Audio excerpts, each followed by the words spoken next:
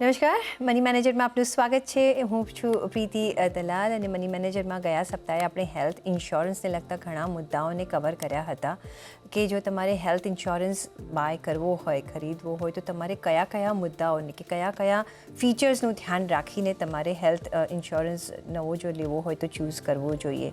અને એ જ બાબતે આપણે આજે આગળ વાતચીત કરીશું કે બીજા કયા એવા ફીચર્સ છે જે તમારે નજર રાખવા જોઈએ. અને ઓફકોર્સ આપણી સાથે જોડાઈ રહ્યા છે પ્રોમોર ફિનટેકના ડિરેક્ટર અને certified financial planner Nisha Sanghvi. Nisha, ઘણું સ્વાગત છે. અને લાસ્ટ વીક આપણે મેઇન ફીચર્સ કે કયા કોમ્પોનન્ટ્સ તમારે જો તમે હેલ્થ ઇન્સ્યોરન્સ લો છો કે લેવાનું વિચારો છો તો કયા ચેકમાર્ક રાખવું જોઈએ. ને એમાં તમે વાત કરી હતી કે હોસ્પિટલાઇઝેશનના કઈ રીતના એમાં પ્રાવધાન છે, પ્રી અને પોસ્ટ હોસ્પિટલાઇઝેશનના કેટલા ડેઝ છે એ તમારે નજર રાખવા જોઈએ. સાથે જ તમે રોડ અને એર એમ્બ્યુલન્સનું પ્રાવધાન છે કે નહીં એની પણ તમે વાત કરી હતી. રીસેટ બેનિફિટ ડોનરનું એક એક્સપેન્સીસ, અગર જો ડોનેશનની વાત આવે છે તો ડોનરનું પણ કવર કરે છે કે નહીં એ તમે વાત કરી હતી. અને હેલ્થ ચેકઅપ બેનિફિટ્સ શું છે એ વાત કરી હતી.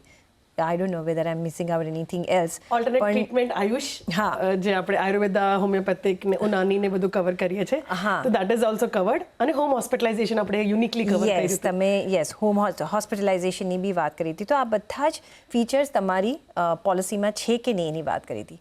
હવે નેક્સ્ટ, કારણ કે ઘણા બધા ફીચર્સ આપણે જોવાના હોય છે જ્યારે આપણે હેલ્થ ઇન્સ્યોરન્સ લેતા હોઈએ છીએ ત્યારે.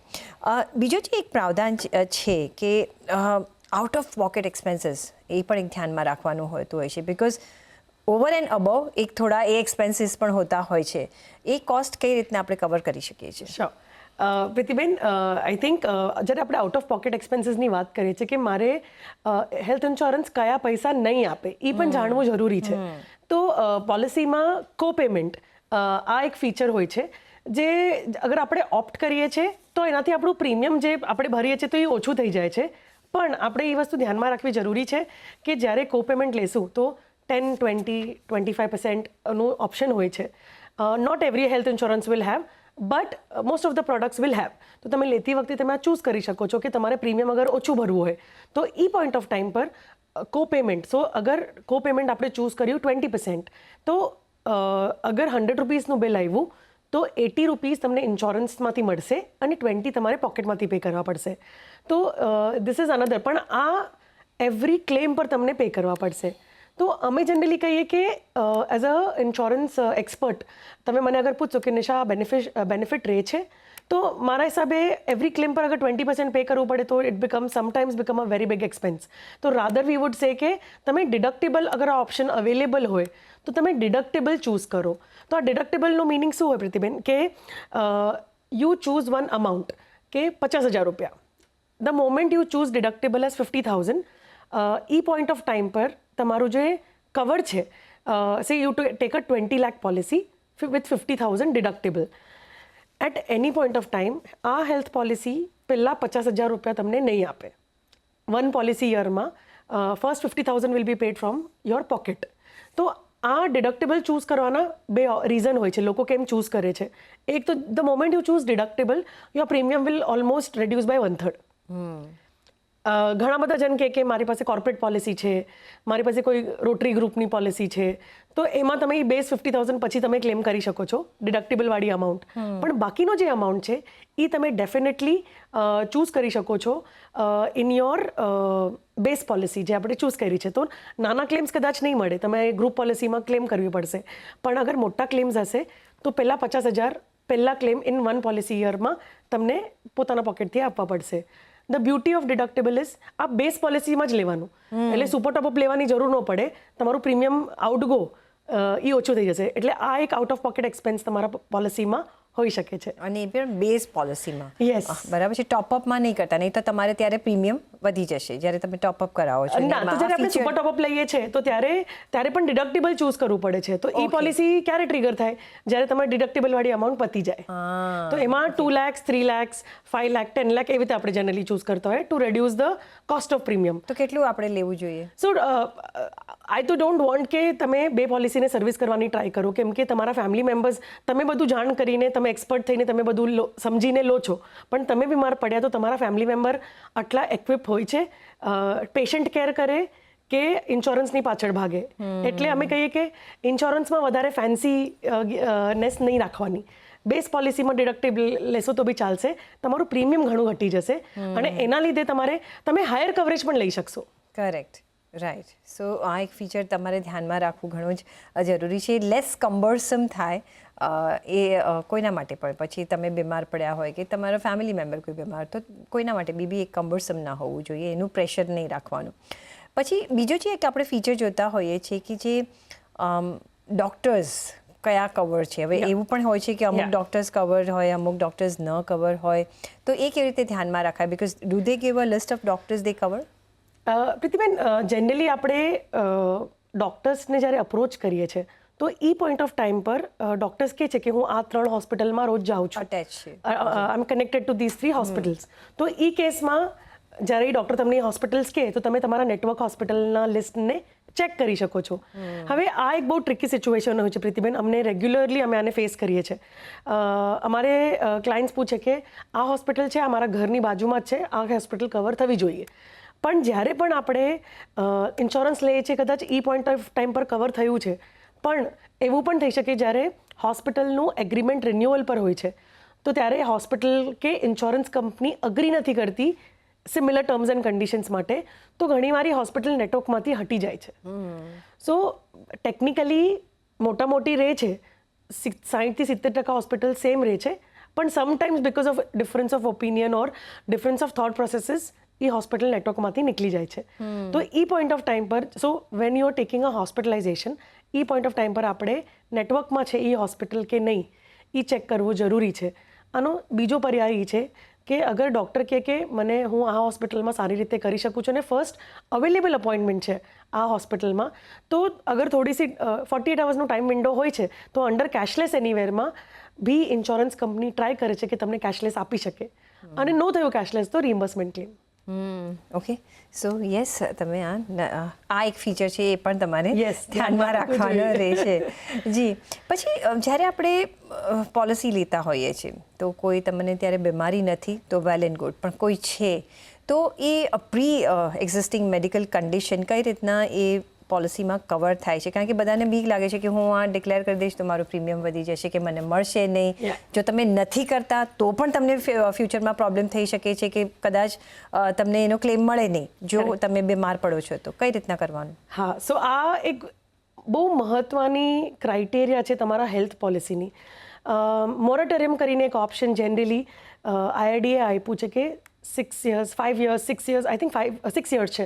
6 years પછી તમે ક્યારે પણ ક્લેમ કરશો, even on your pre existing disease which is not declared, તમને ક્લેમના પૈસા મળશે, એવું લોકોનું ઇન્ટરપ્રિટેશન છે. બટ જ્યારે આપણે આ રેગ્યુલેશનમાં વાંચીએ છીએ આ પોઈન્ટને, તો પ્રીતિબેન રેગ્યુલેશન એ કહે છે કે insurance company still have a right to deny a claim in case of non disclosure. તો નોન ડિસ્ક્લોઝર આ એટલું સ્ટ્રોંગ વેપન છે ઇન્સ્યોરન્સ કંપનીઝના હાથમાં. તો વાય ડુ વી સે કે તમારે પ્રી એક્ઝિસ્ટિંગ કન્ડિશન ડિક્લેર કરવી જોઈએ? શુગર, હાઇપરટેન્શન, તમારી કોઈ medical history, thyroid, minor thalassemia, તમે કંઈ પણ કહો, તમારે ડિક્લેર કરવું જરૂરી છે. અગર તમે ડિક્લેર કરી દીધું તો ઇન્સ્યોરન્સ કંપની શું કરશે? 2 things. તમારી પ્રી એક્ઝિસ્ટિંગ કન્ડિશનને વેઇટિંગ પીરિયડ લગાડશે. મેક્સિમમ 3 yearsનો જ ક્લોઝ છે, એનીથી વધારે છે જ નહીં. તો 3 years તમે ક્લેમ નહીં કરી શકો તમારા પ્રી એક્ઝિસ્ટિંગ એલિમેન્ટના લીધે. સે શુગર છે, શુગરના લીધે તમારે હોસ્પિટલાઇઝેશન આવ્યું પહેલાં 3 વર્ષમાં, તો એ ક્લેમ તમને નહીં મળે.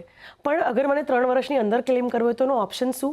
એનો ઓપ્શન એ છે પ્રીતિબેન કે આ riders, there are separate riders, these riders are called ABCD rider. Asthma, BP, cholesterol, diabetes. Okay, તો ABCD રાઇડર અગર આપણે લઈએ છીએ તો 31st ડેથી તમારી પ્રી એક્ઝિસ્ટિંગ ડિસીઝ કવર થાય છે.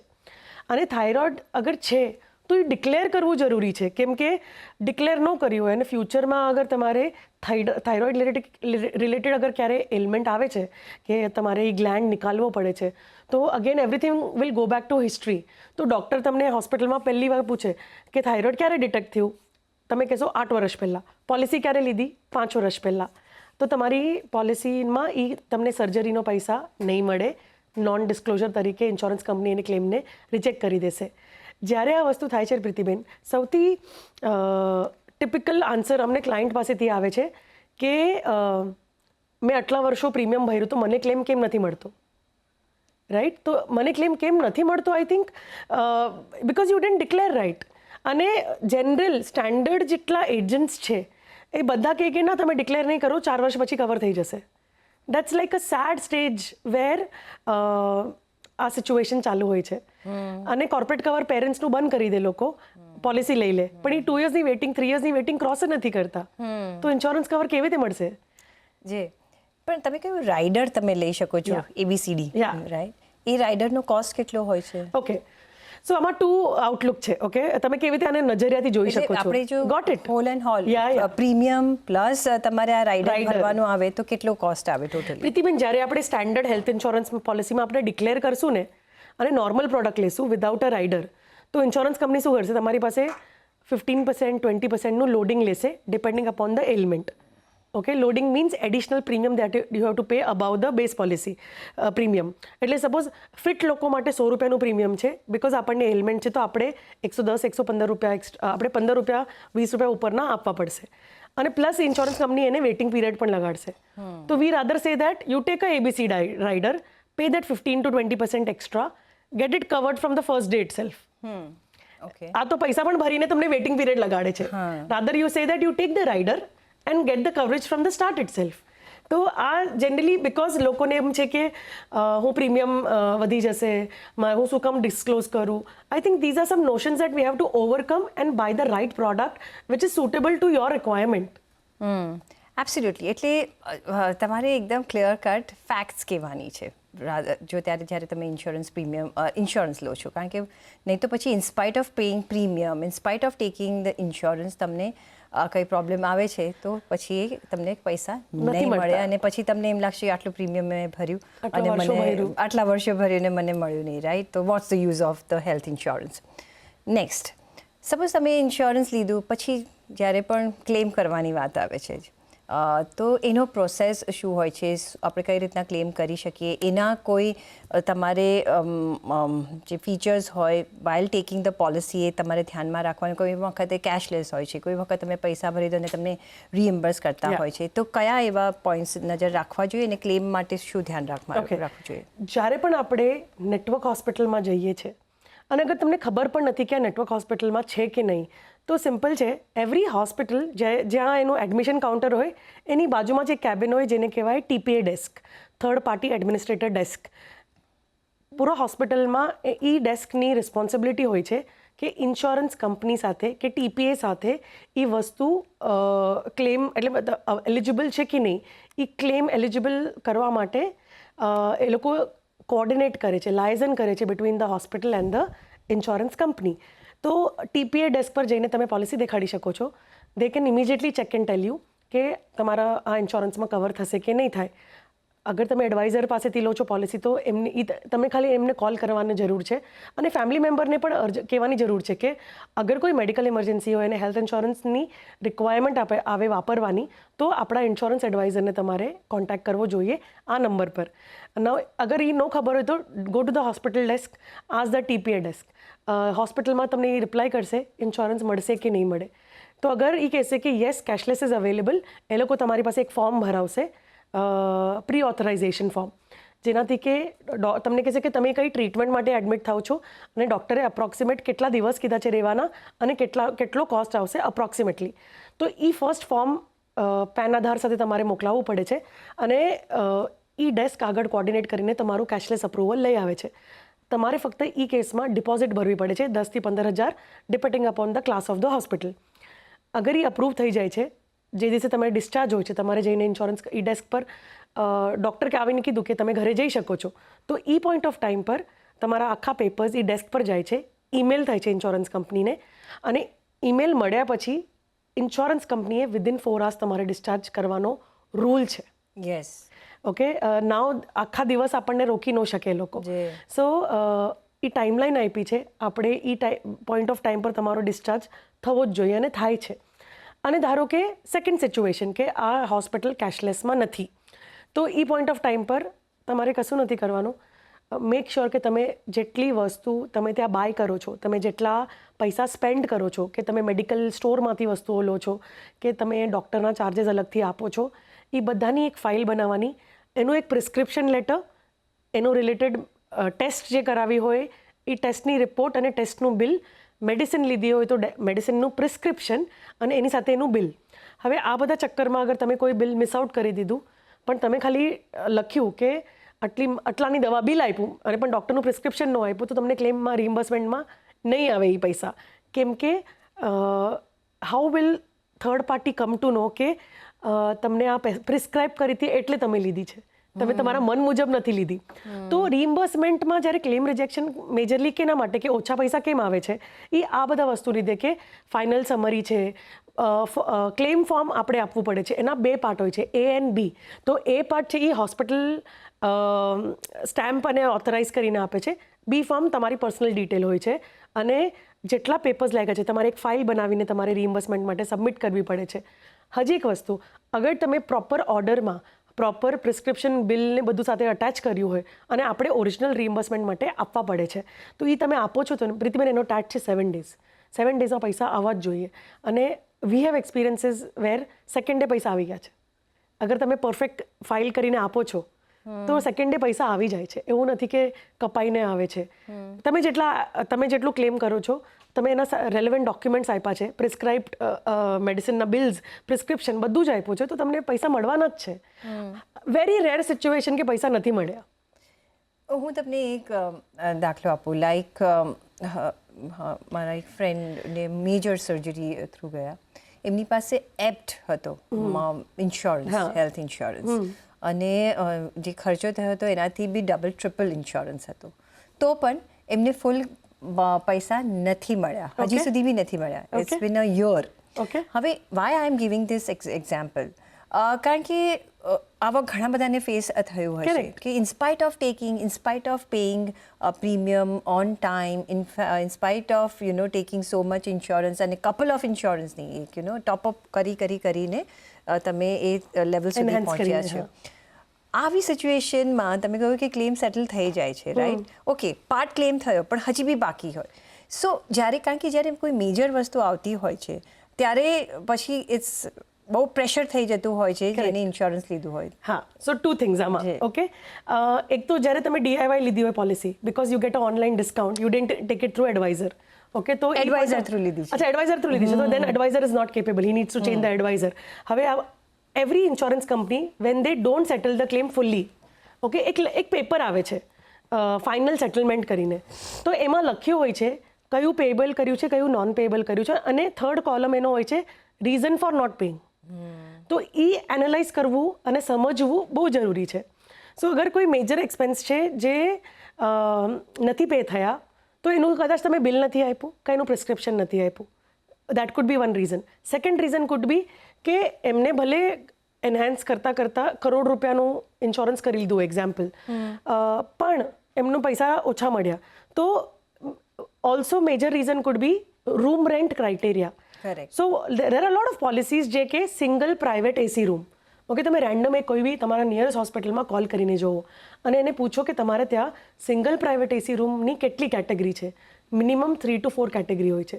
તો જ્યારે સિંગલ પ્રાઇવેટ AC રૂમ લખ્યું ને પ્રીતિબેન, તો એમાં એનો મિનિંગ એ છે કે એમાં જે લોએસ્ટ હશે ને તમને એના જ પૈસા ઇન્સ્યોરન્સ કંપની આપશે. તો તમારું ઓવરઓલ બિલિંગ જે છે એ તમારા રૂમ કેટેગરીના હિસાબેથી થશે. અને હવે એ પણ કેપ ના જોઈએ તમારે, તો તમારે એનું પર થોડું એક્સ્ટ્રા પ્રીમિયમ આપવું પડશે. કરેક્ટ. એ જ બરાબર છે, તમારે એ બધા જોઈતા હોય, પણ આવું એક ગણીને ઘણું બધું પ્રીમિયમ તમારું નથી વધતું પ્રીતિબેન. એ આપણી નોશન છે. તમે જ્યારે એપલ ફોન લો છો જઈને એપલ સ્ટોરમાં નવા લોન્ચ ઉપર, તો 256 GB તમે કહો છો કે ભાઈ તું 250 GB જ આપજે, 6 GB ઓછી આપણને પૈસા ઓછા કર. નહીં થઈ શકે. When you require the hall thing, you have to pay for it. there is nothing which is, so જ્યારે કોઈ વસ્તુ સસ્તું હોય છે, it means it has caveats. what is important for us is કે પ્લીઝ અન્ડરસ્ટેન્ડ, આપણી પાસે social security નથી. હેલ્થ ઇન્ફ્લેશન જે છે, હેલ્થ ઇન્સ્યોરન્સનું કે હેલ્થ ટ્રીટમેન્ટ્સનું જે ઇન્ફ્લેશન છે, is rising by 14% year on year, right? તો એ કેસમાં તમે હેલ્થ ઇન્સ્યોરન્સમાં 1,000, 2,000, 3,000 રૂપિયા બચાવીને શું કરી લેશો? આઈ મીન અલ્ટિમેટલી જેવી રીતે તમે એક્ઝામ્પલ આપ્યો કે ઓલમોસ્ટ અ યર પ્લસ થઈ ગયું અને અમને હજી ક્લેમ નથી મળ્યો. પ્રીતિબેન, હું તમને હજી એક એક્ઝામ્પલ આપું. We have a claim where one of our advisor friend called and told us કે અમારો એક ક્લાયન્ટનો claim he died in the hospital અને ઇન્સ્યોરન્સ કંપની ડિનાય કરે છે ક્લેમ આપવાનું. તો મેં કીધું રિજેક્શનનો લેટર મોકલાવો. So we read the rejection letter. તો એમાં કીધું કે અમે કેશલેસમાં નહીં આપી શકશું, તમે રિમ્બર્સમેન્ટમાં કરો. પણ લોકોએ સબ્જેક્ટ ખાલી વાંચ્યો રિજેક્શન, રાઈટ? તો મેં કીધું ક્લેમ ખોલાવો રિમ્બર્સમેન્ટમાં. પ્રીતિબેન, 4.5 લાખ રૂપિયા મરેલા માણસના પણ આવી ગયા. અને નિશા, જે નેક્સ્ટ પોઈન્ટ છે અને એ છે વિમેન હેલ્થને લગતું. કઈ રીતના તમે અહીંયા આપણે પ્રાવધાન રાખવું જોઈએ કે નજર રાખવું જોઈએ ફીચર્સ પર, અને એમાં ઓફકોર્સ આપણે મેટર્નિટી પર જો આપણે મેટર્નિટી બેનિફિટ્સ કે ઇન્ક્લુડ છે કે નહીં પોલિસીમાં, કઈ રીતના જોવું જોઈએ? વુમન પ્લાન્સ ડેફિનેટલી માર્કેટમાં છે. Women require more care, more different type of elements happen only to women. તો એવા સ્પેસિફિક પ્લાન્સ પણ છે અવેલેબલ માર્કેટમાં, જેને આપણે વુમન પ્લાન્સ કહીએ છીએ. Star Health, HDFC Ergo, Bajaj Care અને ICICI લોમ્બાર્ડ, આ બધા પાસે સ્પેશિયલ વુમન્સ સ્પેસિફિક પ્લાન્સ છે. તમે એ લઈ શકો છો, જેમાં સ્પેસિફિક એલિમેન્ટ્સ સ્પેસિફાઈડ રીતે ડિટેલમાં કવર થાય છે. અને રહી વાત મેટર્નિટી, પ્રીતિબેન, મેટર્નિટી એક બહુ ટ્રિકી કવર છે જે આપણે એક્સપેન્સ લઈએ છીએ. તો સમ ઇન્સ્યોરન્સ કંપનીઝ વિલ ગિવ કે 6 વર્ષ પછી અમે તમને મેટર્નિટી આપશું. સમ ઇન્સ્યોરન્સ કંપની સે કે તમે 3 વર્ષનું પ્રીમિયમ સાથે ભરો, પણ હસબન્ડ કવર થવા જોઈએ, તો જ અમે તમને કવર આપશું. If you want to opt for maternity as a rider, inbuilt બહુ બધા પોલિસીઝમાં હવે નથી. You have to choose and pay for it. તો 3 વર્ષનું પ્રીમિયમ સાથે આપીને એટલું જ મોટી તમને ₹1 લાખ કવરેજ મળે છે. એ ₹1 લાખમાં જ તમારે પ્રીનેટલ, મેટર્નિટી અને પોસ્ટનેટલ, તો the moment a child is Born, પહેલા 91 ડેઝ એને કોઈ કવર નહીં કરે. તો મેટર્નિટી કવર છે તો જ એમાં કવર થશે. પણ એ બધું 1 લાખની અંદર 1 લાખની અંદર વેરી ડિફિકલ્ટ. કઈ મેટર્નિટી એક્સપેન્સ નથી થતા. So insurance products are also getting evolved. With time it will evolve. પણ જનરલી અમે કહીએ કે મેટર્નિટીનું અગર તમે સોચી રહ્યા છો તો it is important by 2 ways, કે તમે તમારો એક મેટર્નિટી ઇન્વેસ્ટમેન્ટ ફંડ ચાલુ કરો સ્ટાર્ટિંગથી the day you get married. So you have the money there. અને જે પણ તમને કોર્પોરેટ કવર્સમાં મેટર્નિટીમાં વેઇટિંગ પીરિયડ નથી હોતો. આપ ઇન્ડિવિજ્યુઅલ પ્લેન્સમાં મેટર્નિટીના વેઇટિંગ પીરિયડો છે 2 years, 3 years, 4 years. તો તમારે, અને સાથે હસબન્ડ પણ એટલા વર્ષ એમાં પોલિસીમાં કવર્ડ હોય તો જ કવર થાય છે. તો લેટ મેરેજ, ઇમિડિયેટ પ્લાનિંગ અ ફેમિલી, ઇન્સ્યોરન્સ આ રિટેલ પોલિસી તમને હેલ્પ નથી થતી પ્રીતિબેન આમાં. સો વી સે દેટ તમને મેટર્નિટી ક્લેમ કરવી જોઈએ તો look at your corporate covers where you can claim the maternity, અને otherwise rest of the things gets covered over year. અને મને એક પોઈન્ટ એડ કરો તો પ્રીતિબેન, કે દેર આર ક્રિટિકલ ઇલનેસીસ, કે કેન્સર છે, કે હાર્ટ એટેક છે, કે સિરિયોસિસ છે, કે લિવર રિલેટેડ છે, વોટએવર, આ બધું તમારા સ્ટેન્ડર્ડ હેલ્થ ઇન્સ્યોરન્સમાં કવર થશે. પણ એ સ્ટેન્ડર્ડ વેઇટિંગ પીરિયડ ક્રોસ થવો જોઈએ. There are specified element waiting period. Cataract 2 વર્ષ પછી, કિડની સ્ટોન 2 વર્ષ પછી, યુટ્રસ રિલેટેડ 2 years પછી, ની રિપ્લેસમેન્ટ, હિપ રિપ્લેસમેન્ટ, આ બધા જ એની એક લિસ્ટ છે. આ બધી એલિમેન્ટ્સ જે છે 2 years પોલિસીના લયા પછી જ કવર થશે. આપણી સ્પેસિફાઈડ વેઇટિંગ પીરિયડની લિસ્ટ જોવી જરૂરી છે. અને તમને એવું ચીટિંગ ન લાગવું જોઈએ કે મેં ઇન્સ્યોરન્સ લીધું, પ્રીમિયમ ભર્યું અને મને ક્લેમ નથી મળતું. નો ક્લેમ બોનસ, મારી પાસે ટાઈમ બહુ જ ઓછો છે. કઈ રીતના તમે અહીંયા જોવાનું, કોઈ તમને શું કહેવાય કે કંઈ મળે છે? સો અગર આપણે લોયલ હોઈએ છીએ ઇન્સ્યોરન્સ કંપની સાથે, તો ઇન્સ્યોરન્સ કંપની આપણને નો ક્લેમ બોનસ આપે છે 10% ઓર 50% depending upon the insurance product. તો 10 years હર વર્ષે વધશે એટલે 10 વર્ષમાં તમારું કવર ડબલ થઈ જાય છે. કોઈ ઇન્સ્યોરન્સ કંપની 50% આપે છે તો 2 વર્ષમાં તમારું કવર ડબલ થઈ જાય છે. પણ again it's a feature, it can be discontinued. તો ખાલી એના પર આપણે વિશ્વાસ ન કરવો જોઈએ. અને એક one tip, if you are migrating from one insurer to other insurer, તમારે તમારું નો ક્લેમ બોનસ પણ ટ્રાન્સફર કરવું જોઈએ, કેમ કે એમાં પણ તમારો વેઇટિંગ પીરિયડ કવર્ડ છે. ઓકે, તો આ એક નો ક્લેમ બોનસનો બેનિફિટ તમારે કઈ રીતના લેવો એ તમારે ધ્યાનમાં રાખવું પડશે. તો ઓન દેટ નોટ રજા લેવાનો પણ સમય થઈ ગયો છે. નિશા, ઘણો આભાર તમારો અમારી સાથે આજે જોડાવા બદલ. સો મને પણ આપશો રજા, પણ જોડાયેલા રહેજો CNBC બજાર સાથે. નમસ્કાર.